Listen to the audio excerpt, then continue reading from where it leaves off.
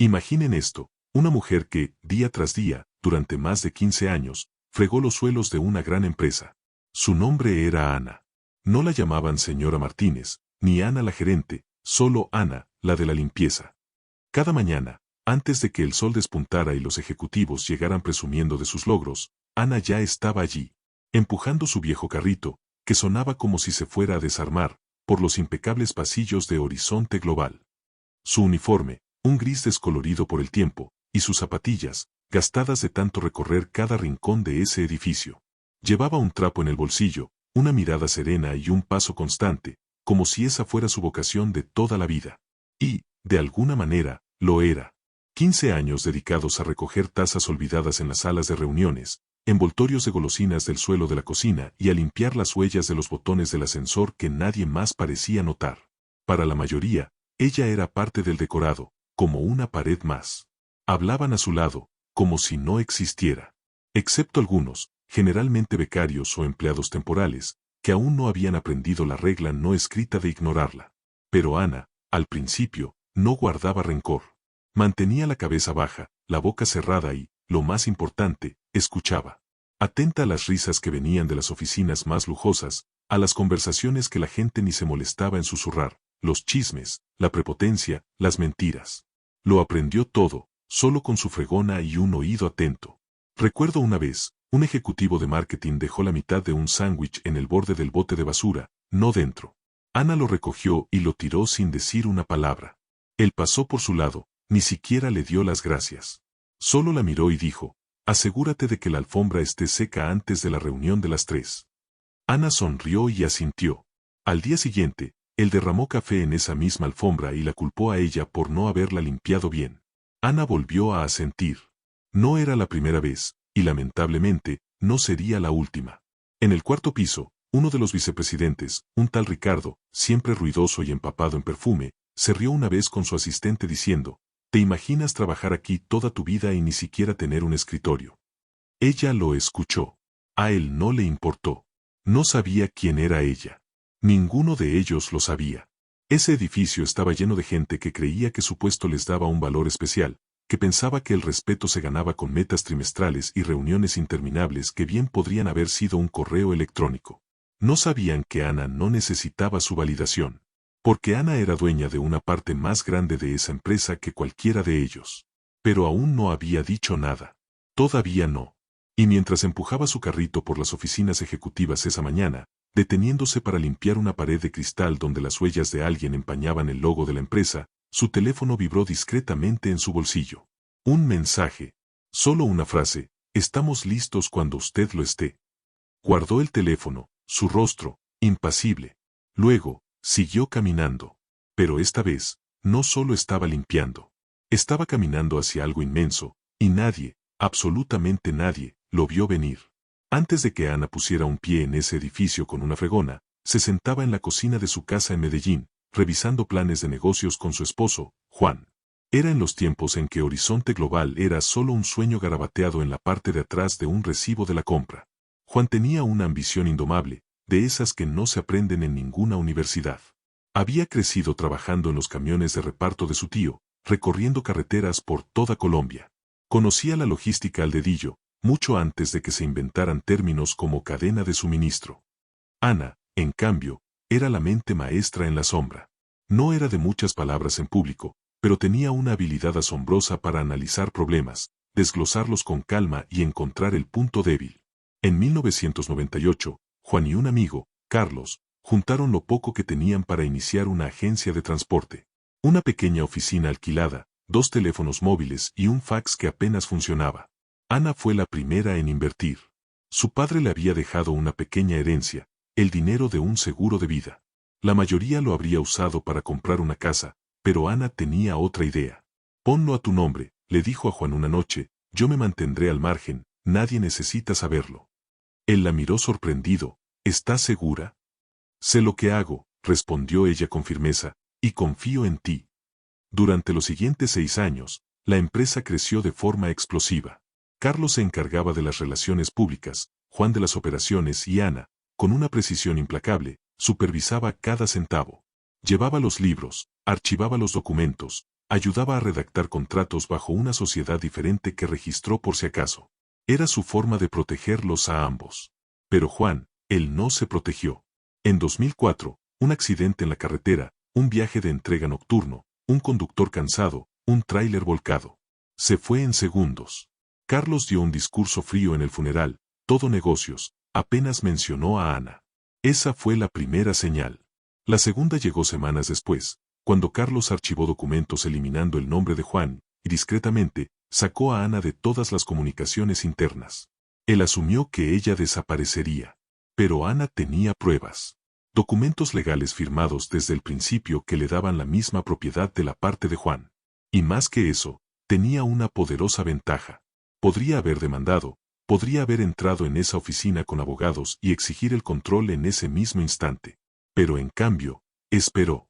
Porque Ana sabía la diferencia entre el poder y el momento justo. No dijo nada.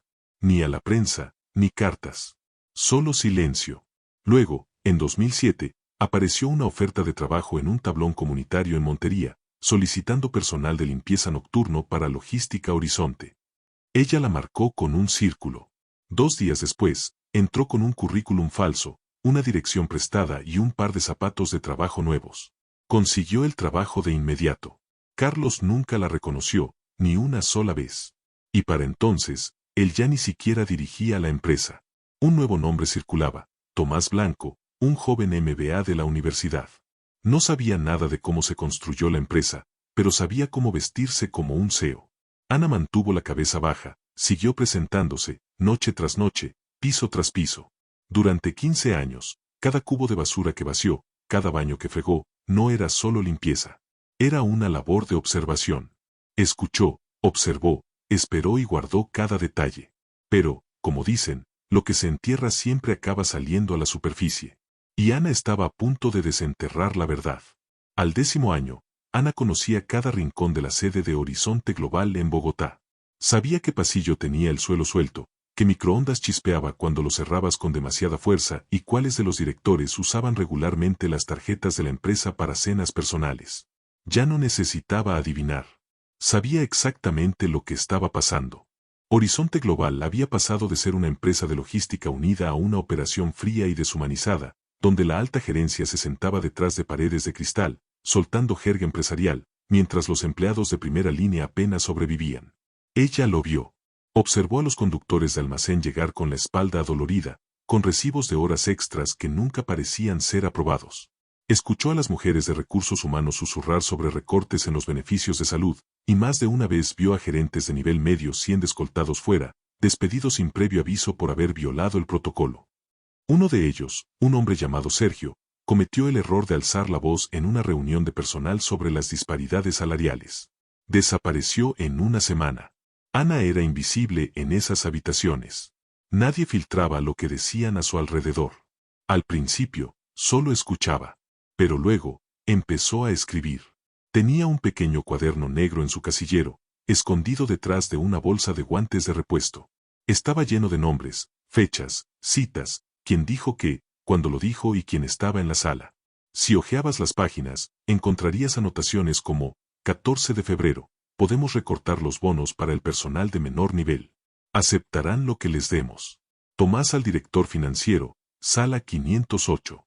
3 de junio, violación de seguridad en el almacén ignorada. Un hombre se resbaló, no se presentó ningún informe. Elena lo vio. 19 de agosto, escuché a Tomás decir, que la de la limpieza lo recoja, para eso se le paga. Yo estaba justo ahí. No era amargura lo que la impulsaba, era una claridad absoluta. Ella veía una empresa que se estaba ahogando en su propia arrogancia.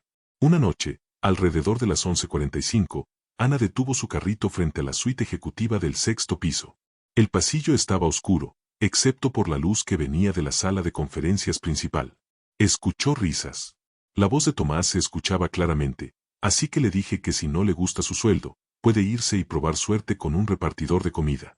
Tengo 20 currículums más esperando. Las risas siguieron. Luego, una de las vicepresidentas, Laura, añadió, la mitad de esta gente debería estar agradecida de que les permitamos entrar al edificio. Todos se rieron de nuevo. Ana se quedó allí, sin ser vista. Después de un momento, se alejó. No con ira, sino con una convicción inquebrantable. Cuanto más veía, más entendía. Este lugar no solo estaba roto, estaba podrido. Y no iban a cambiar solo pidiéndoselo amablemente. Necesitaban ser reemplazados. Comenzó a planificar, en silencio, pieza por pieza. Se reunió con su abogado en la trastienda de una cafetería, un hombre llamado Emilio, discreto y directo. Le entregó una memoria USB.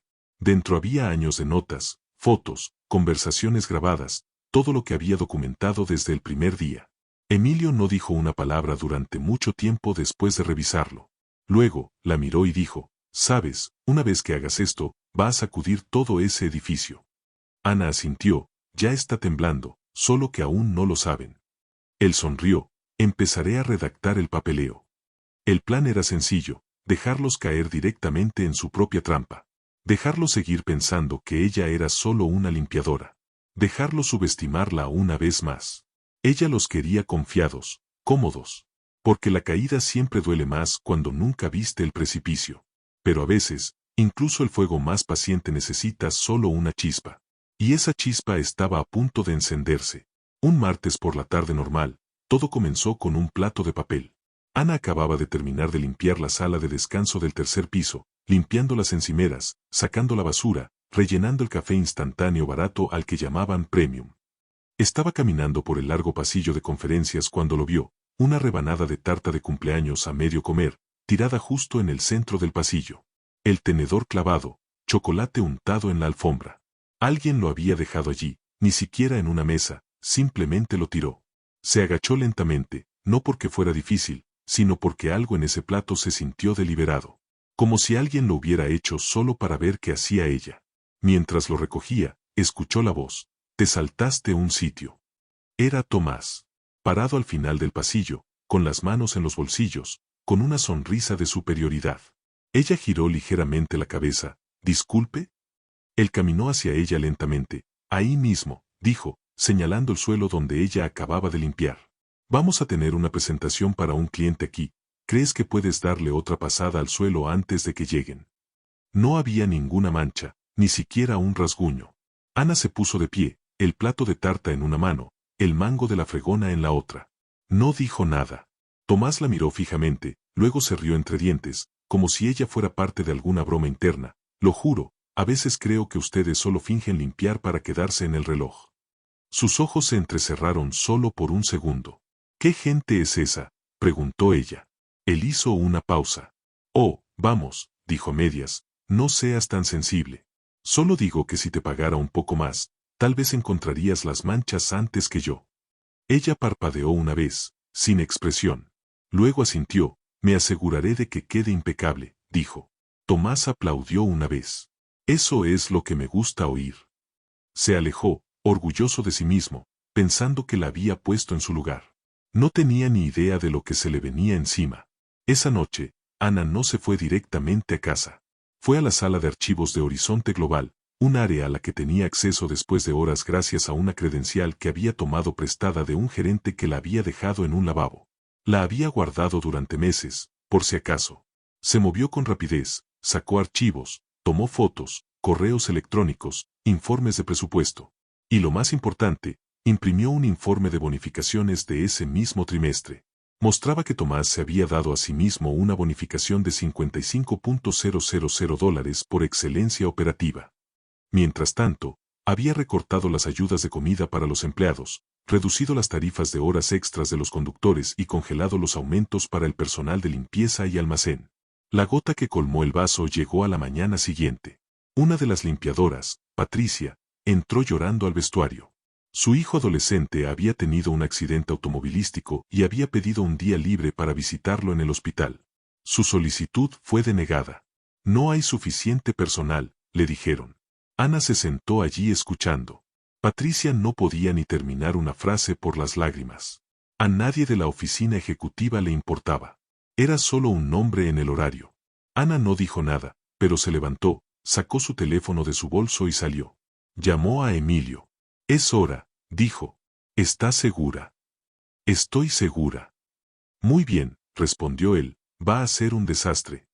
«He estado limpiando desastres toda mi vida», dijo ella, «vamos a ello». Durante las siguientes 48 horas, Ana puso la maquinaria en marcha. Le dio a su abogado los últimos documentos, hizo arreglos para una reunión de accionistas a puerta cerrada, programó una revisión de emergencia bajo sus derechos legales como accionista mayoritaria. Lo más curioso es que ninguno de ellos lo notó. Ni siquiera cuando ella entró al día siguiente con un abrigo nuevo, una blusa impecable y zapatos que no habían tocado una fregona en meses. Pasó por la recepción, ni siquiera miró su viejo carrito.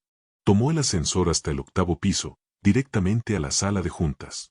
Pero lo que tenía que decir no solo cambiaría su vida, sino que destrozaría todo lo que creían saber sobre el poder. La sala de juntas de Horizonte Global tenía 12 sillas de cuero, una araña ridícula y una mesa personalizada de $14,000 traída de otra parte del mundo. Tomás una vez presumió de que era de madera de nogal auténtica, como si eso significara algo para las limpiadoras que quitaban los chicles de debajo. A las 10 de la mañana en punto, comenzó la revisión trimestral.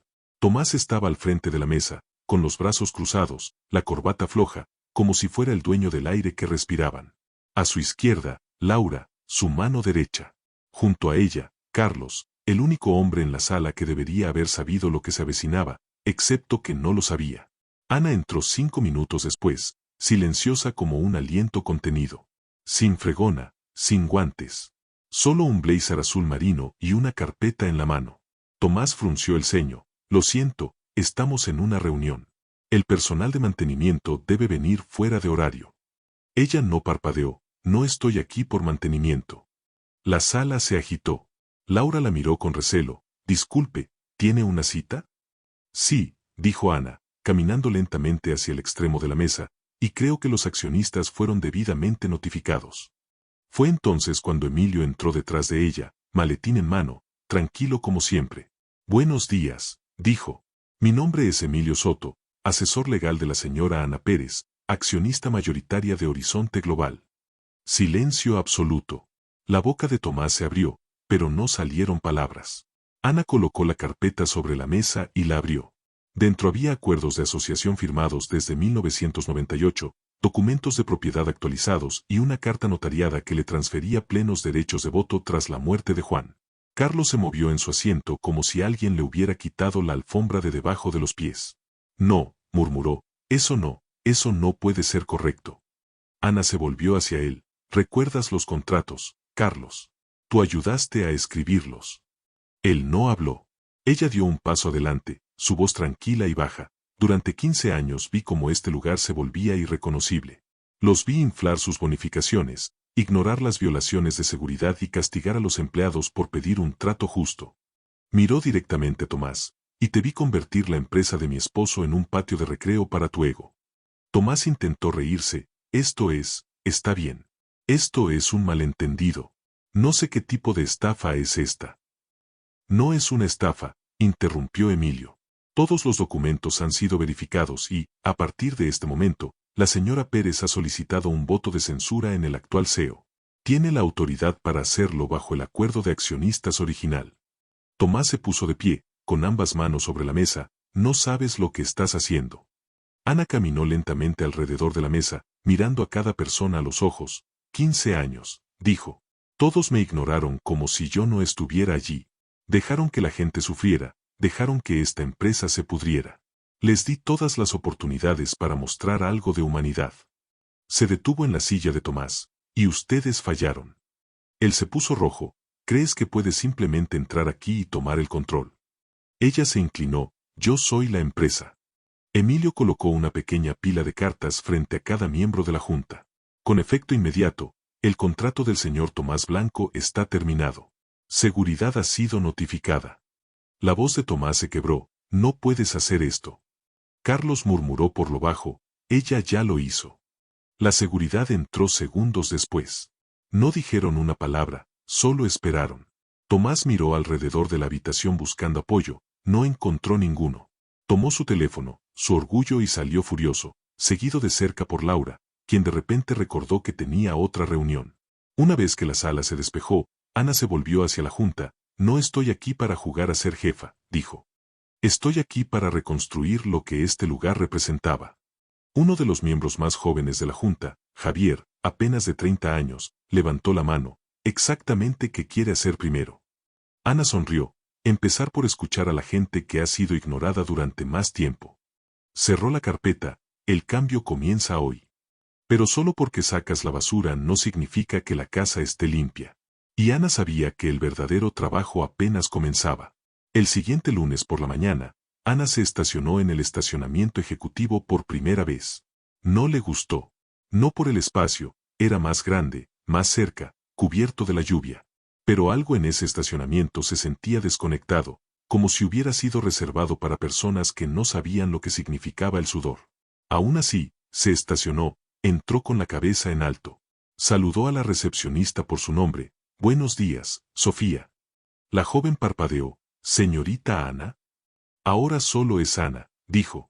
Entró al ascensor. Sin fregona, sin carrito de limpieza. Solo una libreta y una agenda llena.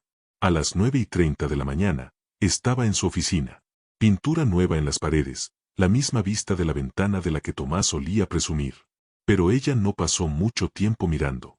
Demasiado que hacer dentro. Lo primero que hizo fue convocar una reunión de personal.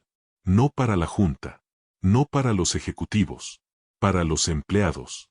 Conductores, personal administrativo, limpiadores, representantes de servicio al cliente. Todos invitados. La sala se llenó rápidamente. La gente parecía confundida, algunos sospechosos. Nadie sabía qué esperar. Ana entró, se paró al frente. Sin micrófono, solo su voz. Quiero empezar dando las gracias, comenzó. La mayoría de ustedes nunca supo quién era yo, y no necesitaban saberlo. Porque su trabajo hablaba más alto que cualquier título en este edificio. Hizo una pausa. Estoy aquí para cambiar las cosas. Pero no sola. He pasado años escuchando sus frustraciones, sus miedos, sus ideas en silencio. Ahora quiero escucharlos en voz alta. La gente comenzó a moverse en sus sillas. No era lo que esperaban.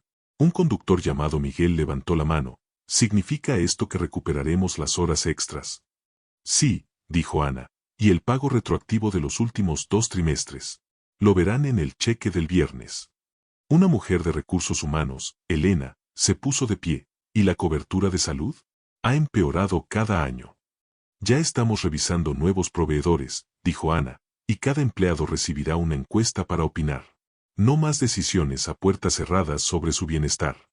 No hubo aplausos, ni reacciones exageradas. Solo silencio, y luego murmullos.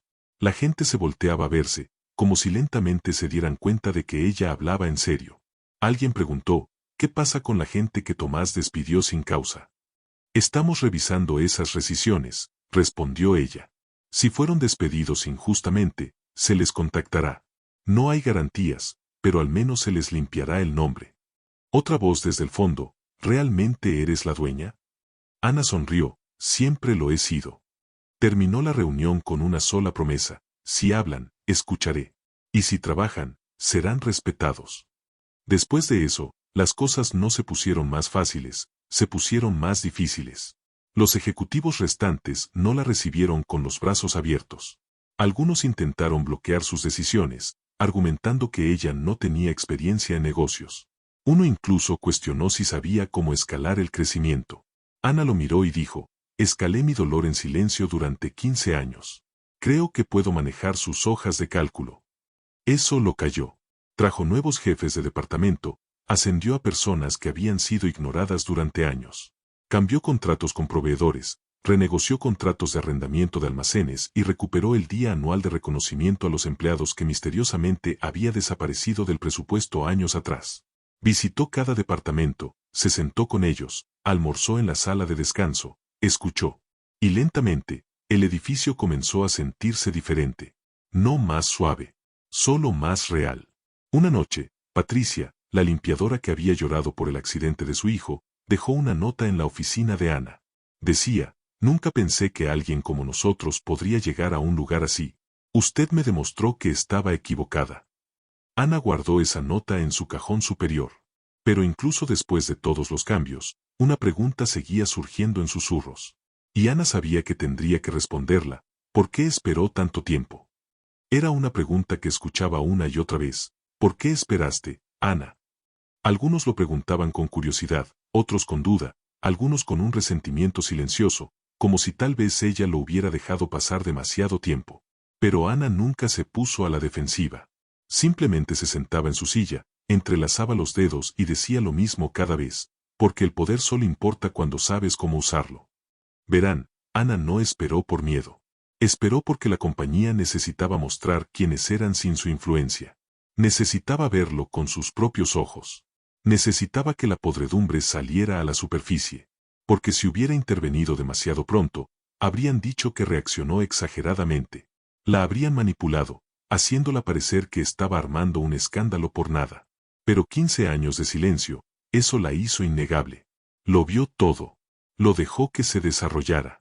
Y cuando llegó el momento, no discutió. Simplemente les mostró la verdad. Y ellos se derrumbaron bajo el peso de sus propias decisiones.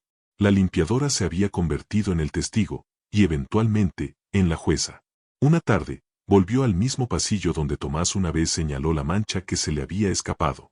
La misma alfombra, la misma luz. Excepto que ahora estaba impecable. Y nadie se atrevía a hablarle mal.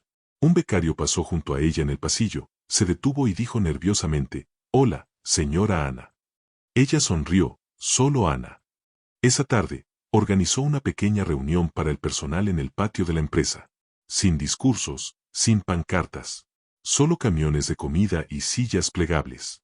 Y gente riendo de nuevo. Miguel, el conductor, chocó su lata de refresco con la de ella, por los silenciosos, dijo. Ana levantó su lata, por los que nunca vieron venir. La lección. No se trataba solo de su propiedad. Se trataba de lo fácil que juzgamos a las personas por sus uniformes. De lo rápido que somos para hablar sobre alguien que sostiene una fregona. De lo rápido que asumimos que el valor está ligado a los títulos de trabajo en las oficinas de la esquina. Ana no era la excepción. Ella era el recordatorio. La gente no es invisible solo porque dejas de mirarla. Y a veces, la persona que barre el suelo es la que construyó la casa. Así que, si trabajas con alguien con quien nunca has hablado realmente, tal vez detente y saluda. Nunca sabes quién tiene las llaves de todo el edificio. Si esta historia te hizo reflexionar, aunque sea por un segundo, dale un buen like y suscríbete para no perderte más historias como esta. Cada interacción nos ayuda a seguir contando estas poderosas narrativas. ¿Y tú, alguna vez te sentiste invisible en tu trabajo o en alguna situación de tu vida? Cuéntanos tu experiencia en los comentarios. Queremos leerte. Si llegaste hasta aquí, comenta gracias La Voz Negra para que sepamos que esta historia te tocó el alma. Nos vemos en el próximo video.